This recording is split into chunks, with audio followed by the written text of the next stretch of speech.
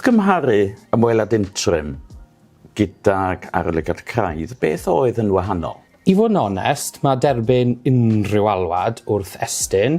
Mae'r un teimladau sy'n dod pan mae'r person ar ochr arall ffôn yn mynd, helo, siamai, so Estyn sy'n cyrraedd. So mae'r teimladau cychwynnol yn debyg, ond yn bersonol, beth oedd y prif wahaniaeth oedd, unwaith o'n i wedi cwrdd gyda'r tîm dros teams ar y dydd Gwener neu yn ddeuddydd ar ôl i ni cael yr hysbysiad, o'n i'n gwybod yn union beth oedd yn mynd i ddigwydd.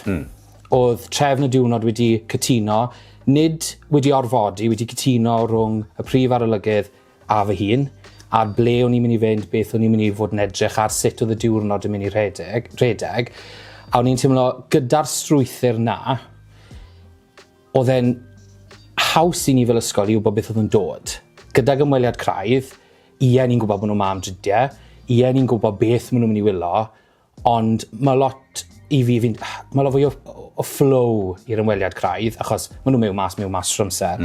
Gyda hwn, ond diwrnod mae'r tîm yma, mae e mor strwythuriedig, ti'n dilyn y strwythyr, a mae pawb yn gwybod ble maen nhw'n mynd, beth sy'n digwydd nesaf, ac i raddau beth sydd eisiau dangos.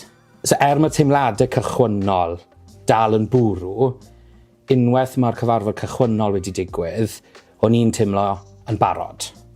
Dyma beth eisiau ni fynd ar ôl, dyma beth eisiau ni ddangos, a bant â ni.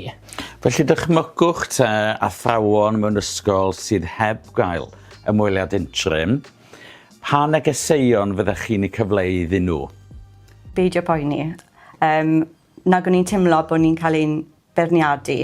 O'n i'n teimlo fel bod ni gyd yn cydweithio gyda'n gilydd a nag o'n i'n teimlo bod ni o dan fygythiad o gwbl. O'n i'n gweld y pwrpas iddo fe, o ran oedd e'n arwain mlaen o'r ymweliad craidd, a ni'n teimlo fel oedd gyda yr arolygwyr rhyw agenda penodol, a o'n i'n teimlo fel gyda'r cwestiynau a'r agenda gaethon ni yn flaenllaw, bod ni'n gallu gweithio pwrpasol iddo fe ateb y cwestiynau gyda nhw wedyn ni.